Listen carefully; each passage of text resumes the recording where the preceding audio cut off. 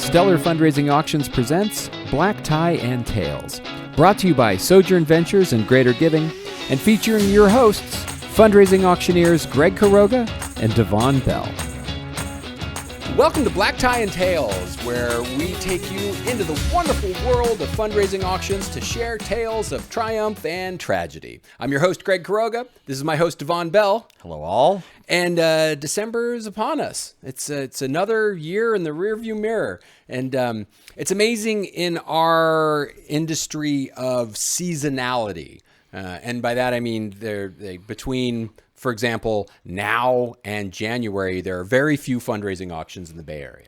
I think as far as we're concerned, zero. Yeah. I'm done for the Me year. too. I'm done till February. And hallelujah, like I'll take it. And I know in other places, Florida, for example, now is gangbusters, right? Wherever there are snowbirds. Wherever there are snowbirds, it is busy right now. But right. in our seasonal world, it's kind of nice to have a little bit. I measure the years by not the seasons, because we don't have seasons in California, especially in San Francisco. There's fog and there's less fog, and that's basically how it goes. And sometimes there's fog with rain, and sometimes there's fog with sun. But in terms of seasons of busyness, and right now we're in the biggest, slowest season of busyness. So it's the end of the year. I often take this opportunity to reflect back on what was successful and what wasn't, but preferably what was. I like to do a compendium of auction lots, the most exciting auction lots of the year, which is something I put out, a blog post I do every year and put out. I'm working on it right now as well. And so I thought this episode, it'd be good to focus on the things that went well this past year. Those auction lots that sold well, or that were super engaging, or the theme that really connected with the crowd, or the synergistic kismet that happens band name across events. Yes. 90-second tangent. You and your son keep track of band name, single name, album name. So every time somebody says, "Oh, that's my new band's name," you guys write it down. I think that's a fun. That's a fun. It's for people who love words for their own sake and hear when there's a funny turn of phrase. Yeah, sure. Some people notice it and some people don't. Just the other night, doing poker night at my house, and we had two moments where like, "Oh, that's the name of my new band," but we didn't write them down, and so they're gone. Yeah, they have to come up organically, and as such, they disappear just as quickly. But we'll remember synergistic kismet forever. Well, it doesn't hurt that it's recorded here. Right. So this theme's episode is Yay 2024. Like what went well? What are the things that went well in 2024? And I know that you've got a great one right off the bat. Like you told a story you were telling me just a moment ago. Well, you teed me up perfectly with the synergistic kismet, because that's exactly what this is about. Often when we're going to talk about something that went well, we talk about a specific lot, a specific moment, right? Mm-hmm. That it was a beautiful community moment, or a raising a lot of money moment, or a hooting and hollering laughter moment. But this was kind of it was just a bigger. It was a situation that happened that allowed me to pull back a little bit from the moment to moment of this career that we're doing, and really see the good. One of the things I love about what we do is that it's not without its whoops and jingles. It can be difficult, it can be frustrating, it can be lots of unexpected twists and turns.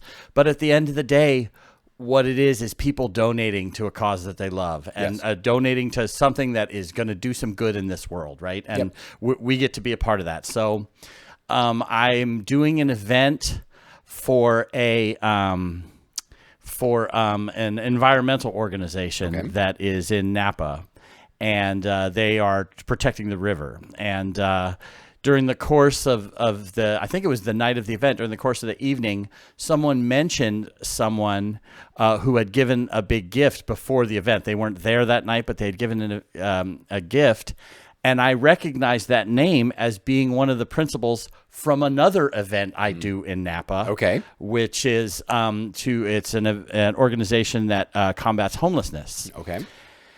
And so I said, "Oh, I know them." And they said, "Yeah, they gave a big gift, and we actually did a project together." And that moment kind of came and went. And anyway, the event was successful. That's great. And then fast forward a couple weeks, and I'm doing the other event, right? I did the one that was helping protect the Russian River in Napa. Right, now you're helping homeless. And now I'm helping the homeless in Napa. or helping them to raise money to help the homeless. Right. And we ended up having a discussion about, oh, I just did this other event, and your name came up and your organization came up, and it turns out that they had done a like cross-organization project together, where they went down to the river, to the Russian River in Napa, and not only cleaned up like 100,000 pounds of trash and plastic and things that were gonna not only mess up the river, but eventually turn into microplastics and come back, and we're all going to consume them, So really great environmental. But that same kind of hybrid group also went down to provide services for the like 32 people who were living down there by the river. The river's a great place when you're homeless, right? There's always water, blah, blah, blah. So, and they ended up not only cleaning up 100,000 pounds of trash, but got housing services for 30 of the 32 people who were down there. That's amazing. And it was just coincidence that I did both of their events, but it was a beautiful moment of synergistic kismet where you saw that their good was better. The good they were doing in the world was better than the sum of its parts. Yeah. And, and I feel blessed that you and I get to like share that with a group of people that want them to succeed, That's neat. That's really like, it's fun to get to see the good that we help bring into the world. Yeah. It's even more rewarding and empowering to see when it overlaps and magnifies. Yes. And it doesn't happen often, right? Because so often we're doing our job, and your phrase is dancing around on stage and running off, but you the adrenaline starts to crash, and so we get out of there and everybody's in good hope, and then you don't really see the impact of your work. Seldom do you get to see it firsthand. Yep. Right. Yep. So occasionally we get to go and whenever possible, I'd love to take tours of organizations with which I work, but it's not always feasible with schedules and everything else. Right? Yeah. It's not always possible. So that's neat. Yeah. And another thing that comes to mind is a lot of times, what we will tell the clients, I'm sure you do, I do, is whatever we have that has the emotional oomph, that's a great thing to put as part of the appeal for the Fund a Need, right? Is that we want people in their feels. We want people in an emotional place, not necessarily a counting numbers place when they, counting numbers is fine for the value props for the auction lots, but we want people completely coming from a place of compassion and a place of emotion. And so what do we have that's the most powerful? And let's give it to them right at the appeal for the Fund a Need. Yep. And sometimes we are showing to the world that it's powerful, but it loses some of that for us because we watch it over and over again, and we time it and we pick it apart, and like we do it so many times that it's easy to lose the emotional impact. And that's another wonderful moment that happens where I've watched this video a whole ton of times, right? Yeah. And we've timed it, and like, oh, this moment comes here, and I'm not going to say this because I'm not going to step on it. And then when the moment comes of the night and we watch the video along with the crowd, and you get to look out and see their faces reacting to it, I can be touched and moved. And sometimes I can get a little misty, Michelle makes fun of me because we'll be watching TV, watching a movie, watching commercials, and we're watching Shrinking right now on Apple TV, which I've heard of it. It's fun. And she gets up at a certain point to go get some water, and she's like, "It's so cheesy," and I'm like, I'm in tears. Right. Yeah, I'll like cry at commercials. So I mean, if it's kids.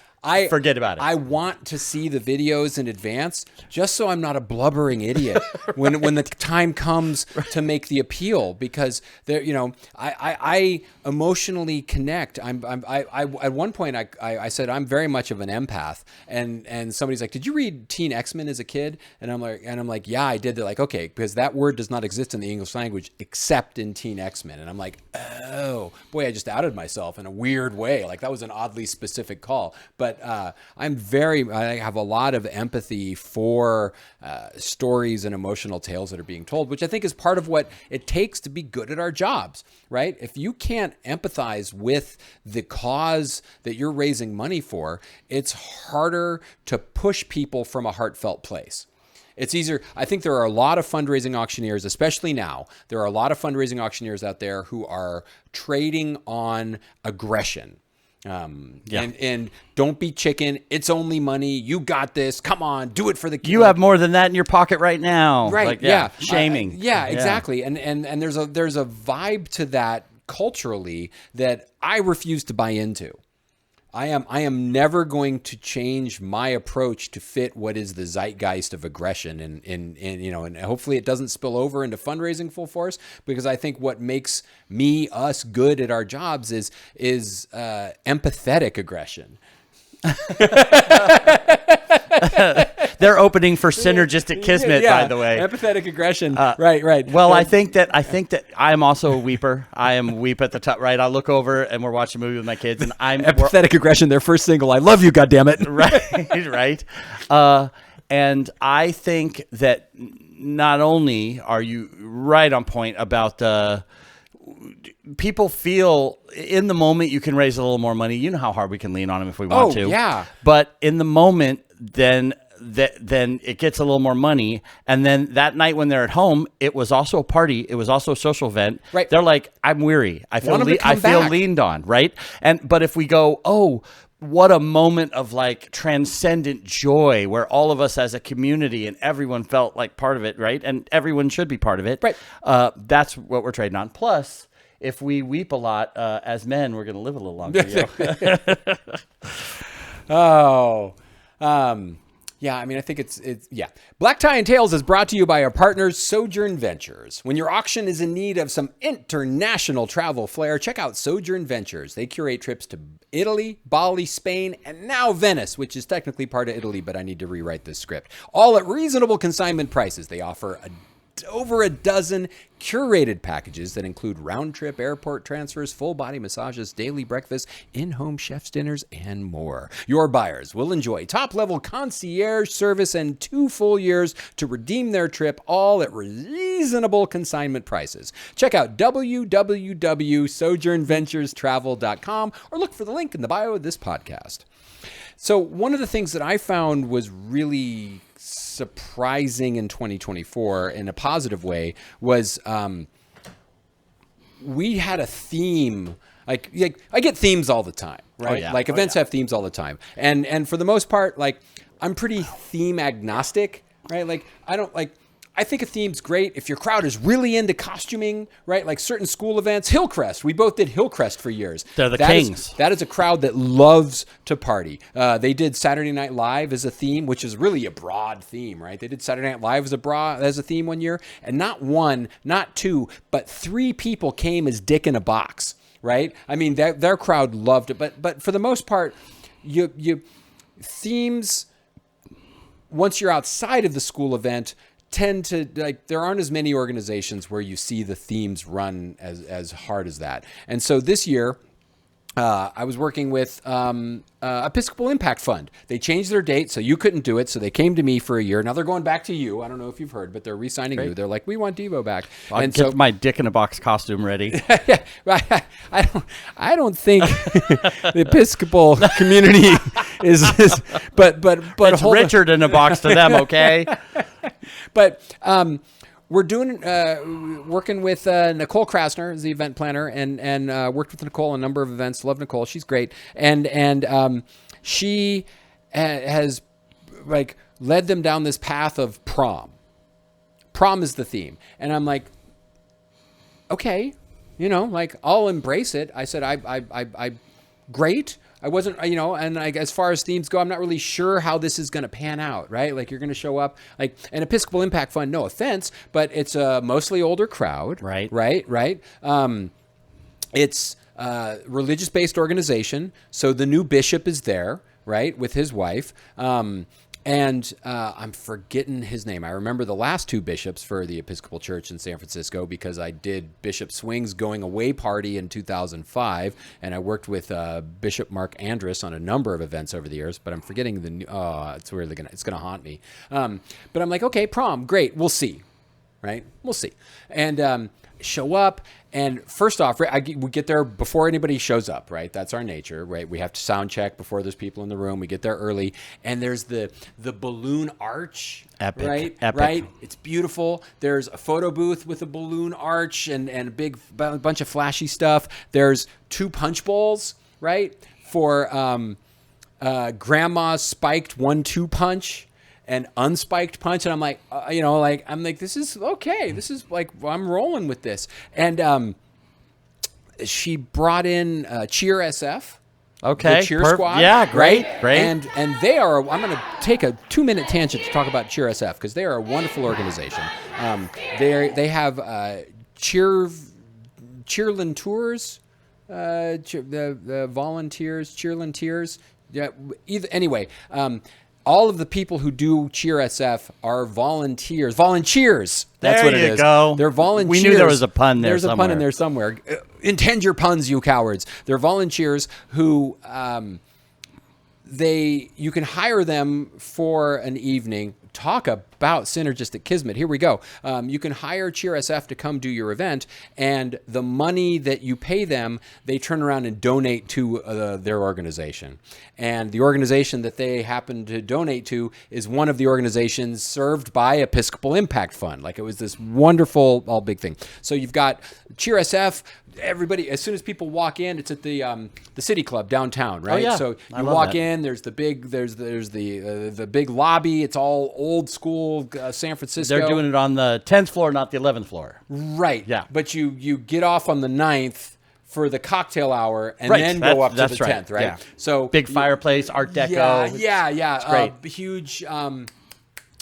Diego Rivera. Yep, murals and big the mural, worker murals in the stairwells. Right. Yeah, exactly. I see you've done auctions there. And so when you walk in the lobby, there's a bunch of cheerleaders cheering you in. And immediately it's got this vibe of like, oh, right, we're going like high school, not just prom, but but high school. And then the elevator takes you up and you get off on the 9th floor and there's a wall of cheerleaders waiting for you. And they're like, hey, welcome, and they're doing these like welcome to EIF cheers and Episcopal Impact Fund cheers. And at a certain point, they crowned a prom queen and a prom king. Okay. And so the prom queen was the president of the board.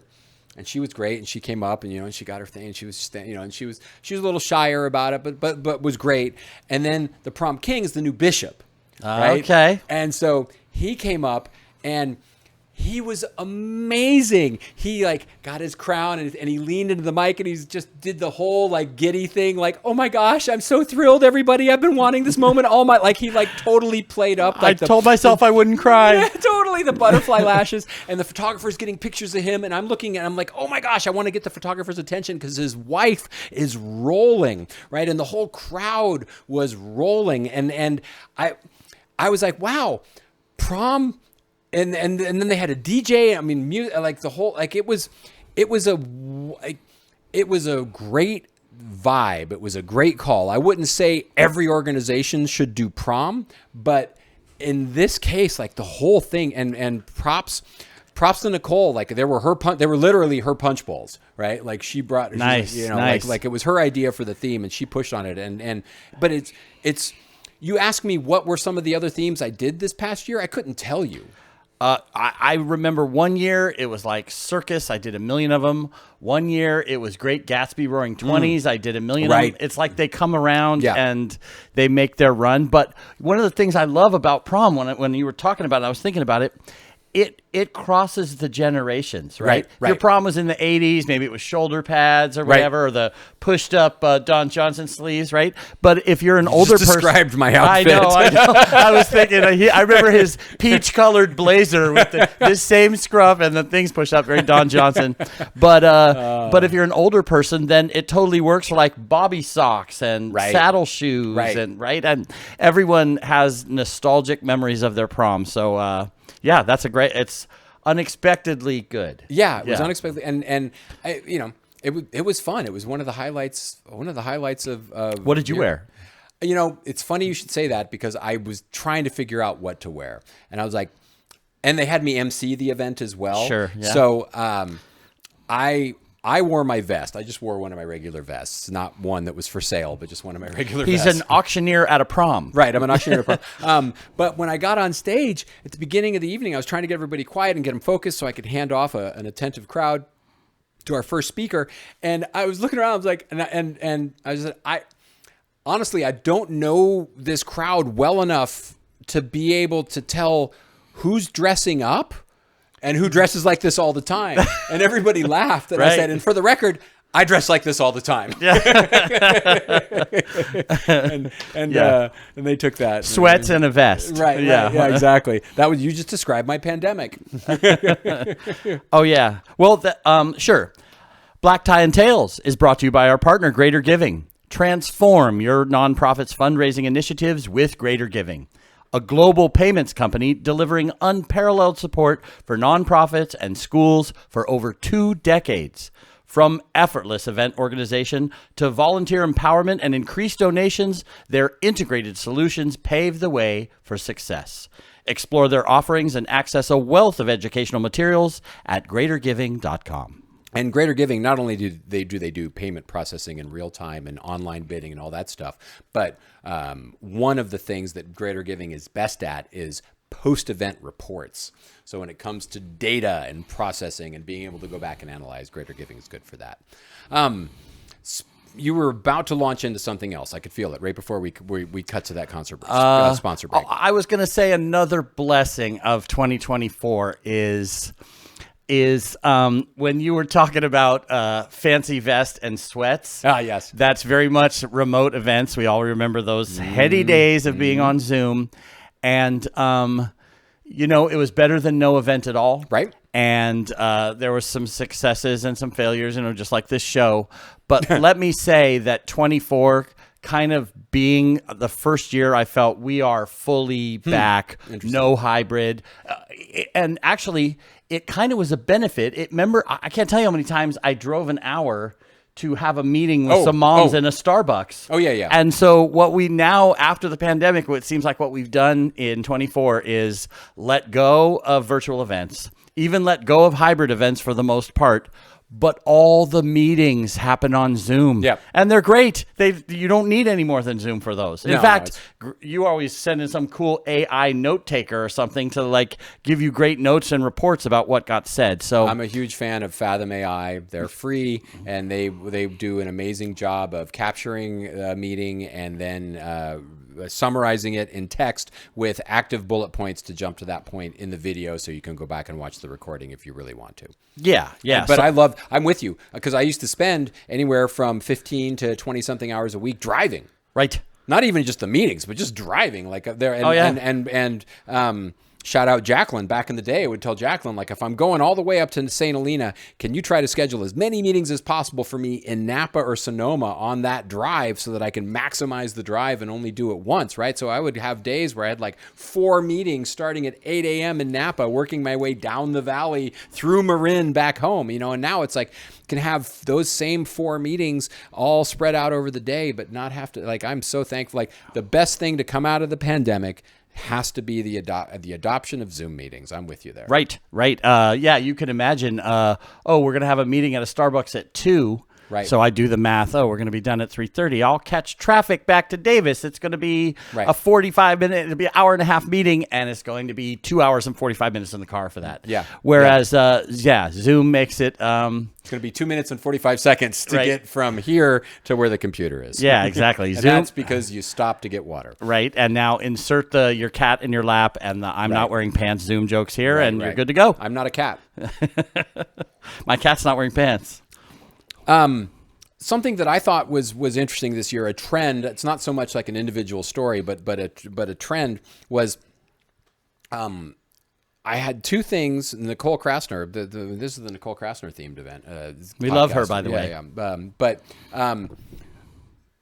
one of our favorite auction lots is always to open the auction with something that is low retail value but high perceptual value to just get everybody as engaged as possible, right? Bottle of champagne, chilled champagne served to the winning bidders table. I'm in.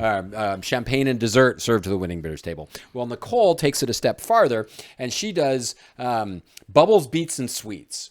I just did that with her. Exactly. That's totally Nicole Krasner. She's got that trademark, so come up with a different name for it. But she does bubbles, beats, and sweets. And so it's a chilled bottle of champagne, some kind of special dessert, and then the DJ, whoever the DJ is going to let you pick the first song for their set when the DJ starts playing at the end of the auction. So this presumes that there's going to be a DJ and a dance floor and people are going to care. But, it's taking an existing idea and turning it into something just a little bit more, right? Just a slightly different direction, different narrative. Because what we're trying to do is just tell stories, right? Well, and the thing I love about that is it's one of those ones where what you're winning is the ability to take your win in the party in real time, right? Like giving you first crack at the buffet, right, and auctioning that off. Right.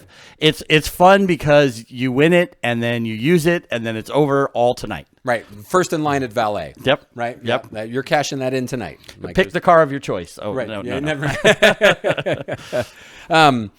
But on that same thought, like year of dining, calendar of dining is always popular, right? And it's easy to do because if you have a bunch of just one-off gift certificates, they're not strong enough to be in the live auction, but they might get lost in the shuffle in the silent. So you just package them all up, 12 of them, boom, year of date night. And sometimes people are like, oh, that seems a little lowbrow for our crowd. So Berkeley Rep is like, oh, well, I'll see your lowbrow and I'll raise you a Michelin star because they did a year of Michelin star fine dining. Ooh, so they had a collection of 12 restaurants where every restaurant had at least a Michelin star, and that only in Northern California. Only in Northern California, you have like 12. I mean, maybe Chicago, possibly not Santa Fe, New York for sure. Like there are a few places where there's that many Michelin stars. How about this? I just learned this: more Michelin stars than London, Paris, and New York put together.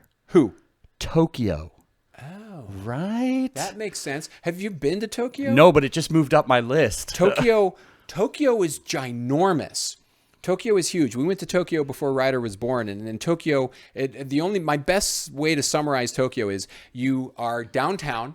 And you go walk and you go underground and get on a subway train and you ride the subway train for 45 minutes, full speed subway train making, 10 stops, 45 minutes. And you get off and you come up and you're downtown and you're 45 minutes from where you were. I mean, Tokyo is massive. So it does not surprise me that they have that many Michelin starred restaurants.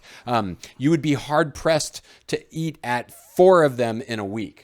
Because it's so spread out. It's crazy. Right. It's crazy. But Year of Michelin Dining was just, again, taking an existing narrative and getting creative with it and upping it. That was kind of like the theme of these two.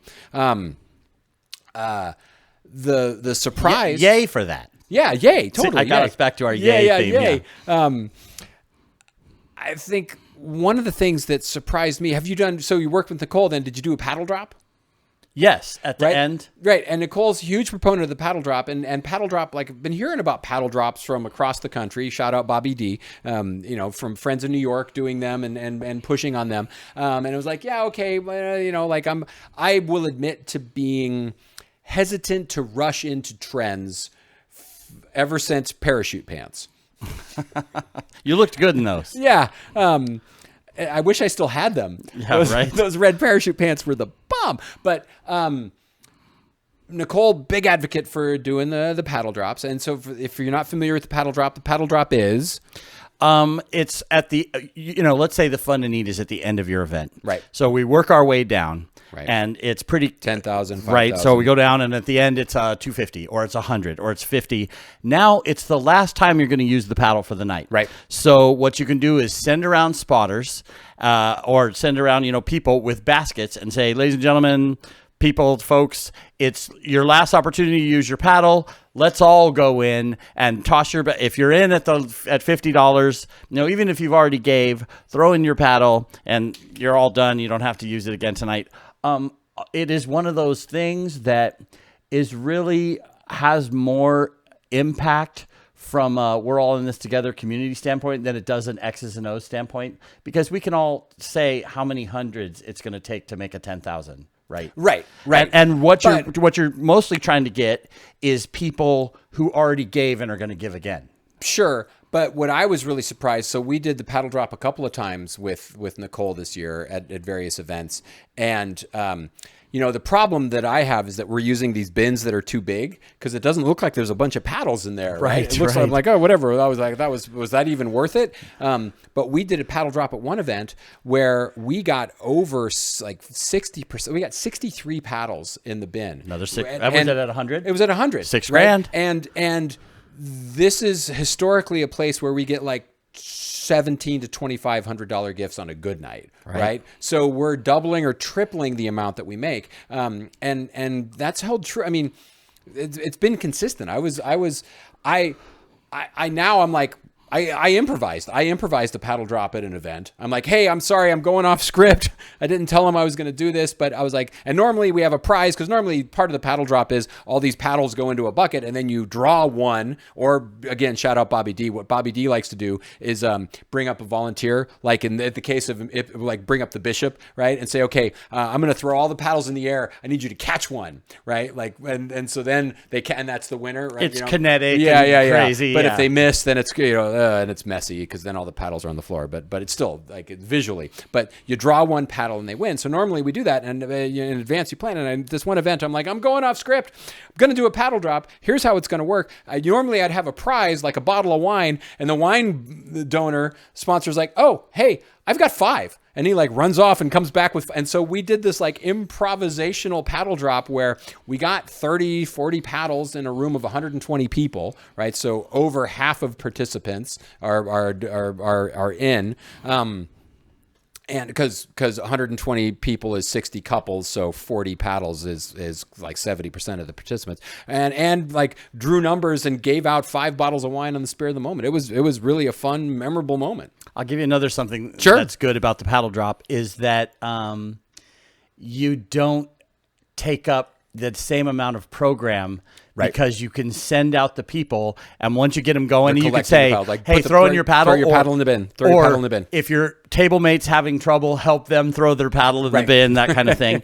But what's nice is you don't have to call numbers at that last level and do the chant and go through the whole thing. Right. You can kind of like keep the program going while it's happening out in the crowd. Right. And I say, like, look, I think at that improvisational moment, I made the joke, like, we're all tired of my voice at this point. So here's the deal. We're going to shave 2 minutes off of tonight's program and raise a bunch of money for Little Wishes. It was for Little Wishes. And so we did that.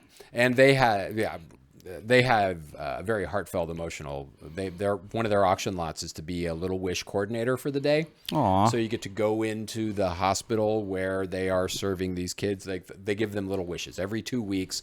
They grant a wish, and the kids get to go choose their wish online and shop for it. It turns out it's very impactful, not just in terms of emotional uplifting, but also helping engage them with their healing. And with their recovery. And so to go be Little Wishes coordinator for a day it was one of the highlight moments of the year. That did exceptionally well. The woman who'd done it the year before came back and testified like this was amazing. It was so heartfelt. We happened to be there on a day when they were giving out wishes, and we got to go participate in that. And it was like, again, that's always true, by the way. Anyone who's won a lot years past, if they're at the event, you at least talk to them and get a little sound bite. You can shout them out, have them stand up, have them shoot video on their phone and use that on the screen even. They had one of those in my last year where they had a big buy-in party, whatever, and then that was the picture on the PowerPoint. Right, yeah, of course. And there's hey, so-and-so is here, and here they are doing it. They had actually taken them almost a whole year to use it, so it was only like a month old. It was recent. Yeah, it was fresh. Yeah, it was fresh. Yeah, we did one of those where they blacked out all the faces. Nice. To protect the innocent and the guilty. Exactly. Yeah. Well, I think that those are the stories I got. I think the takeaways are that for all that is happening in the world, fundraising continues to be a place of positivity and support. People continue to give to the organizations about which they care.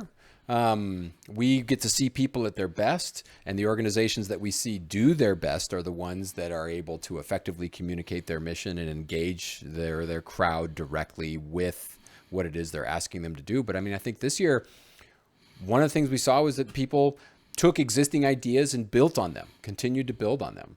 And yeah, it's how amazing that we have done this so many times, like a couple thousand times between us. Yes. And yet we're still being surprised and seeing something new. Oh, still fine. And I think that's one of the joys of our world, the fundraising auction world, is that it's always different, right? Every auction, even the same auction year to year, has differences, right? Yeah. The bidders are there or not, auction lots are there or not, donors, the popularity waxes and wanes. Triumphs and tragedies. Yeah, exactly. It vests, but I know that was last episode, and that story is almost 2 years old, and obviously I haven't gotten over it. Because I came back and tried to find that fabric. Oh my God, I'm doing that thing. I came back and tried to find that fabric and couldn't find that fabric. He just can't let it go. 20 years in, and he's not fully vested. No. Yes, I do not have my emotions buttoned up. Nice. Oh, well, Devo, thanks for coming along on this. It's been an interesting, fun ride. I don't know what either of us was expecting, but this has been fun. Good stuff. Yeah, good. And we'll be back again next year to get this kicked off in 2025. So thank you, listeners and viewers, for joining us for this episode and for this season of Black Tie and Tales. It's been a journey. We appreciate you. We look forward to seeing you next year when we kick off the new season. And hey, if there's a story or a topic that you'd like to see us cover, drop us a line. We're totally into hearing what it is you would like to hear from us or see from us. As always, you can find our podcast on Apple, Spotify, Google, YouTube, and all of your favorite podcast distribution channels. You can also find it at blacktieandtails.com. Have a great holiday season. Be safe, be good to each other, and always remember to use your powers for good.